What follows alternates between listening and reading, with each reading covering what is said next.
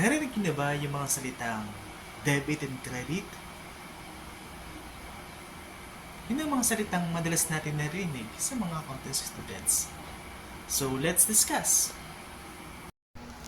Just remember the basic equation assets is equals to liabilities plus equity.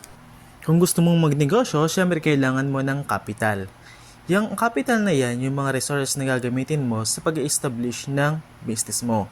Part ng capital mo is cash. Kailangan mo ng cash pambayad sa mga registration fees para sa iyong negosyo.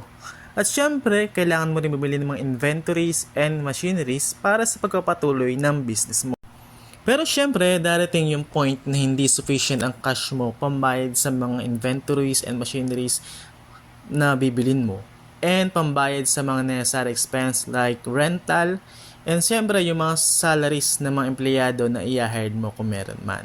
So dun papasok yung liabilities portion. Kaya sa basic equation, may liabilities plus equity.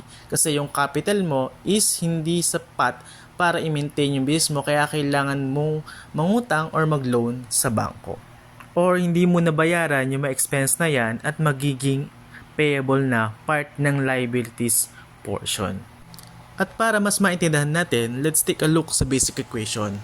So pag nag-invest ka ng cash, ang entry nun is debit cash, credit, capital. At pag bumili ka ng inventories, debit inventories and credit cash. Kapag naman bumili ka ng machineries at hindi mo nabayaran on time, so debit machineries, credit, accounts payable. So kung mapapansin natin, kailangan may entry sa asset at merong entry sa liabilities plus equity. So sample entry natin is ito. So for example, yung una natin is debit cash, 100,000, credit capital, 100,000.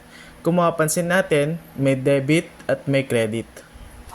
Kung mapapansin natin, meron tayong entry sa asset at meron tayong entry sa liabilities plus equity. So balance yung basic equation.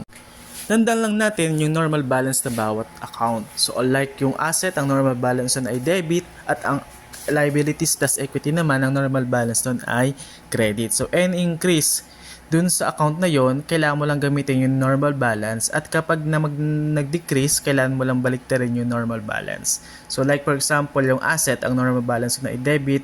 Kapag nabawasan yung asset, kailangan mo lang i-credit. Yung liabilities and equity naman, ang normal balance ay credit. Kapag nabawasan yun, kailangan mo lang i-debit.